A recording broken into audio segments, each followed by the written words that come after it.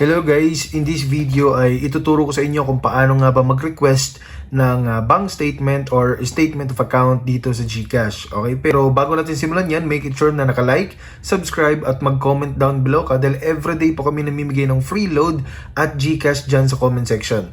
Okay? So ayun nga guys, kailangan mo muna i-update yung GCash mo dahil baka outdated na yung GCash mo.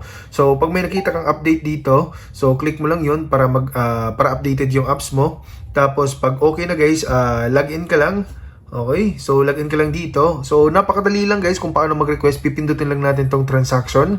Dito sa transaction guys, pipindutin lang natin to, yung nasa upper right.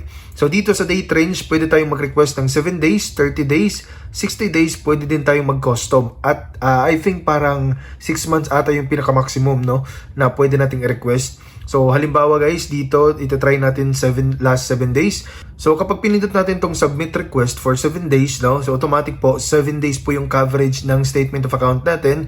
Yung mga transaction doon, cash in, cash out, lahat po mare-record dito sa date na to. So pag pinindot natin yung submit request, automatic po na ipapadala po doon sa email po natin. Okay, so follow nyo lang po yung instruction na nandun sa email, tapos automatic makikita nyo na po yun. So naka-PDF po yun guys. Okay, so I hope na nakatulong tong video na to. Please don't forget to hit the like, subscribe at ang notification bell.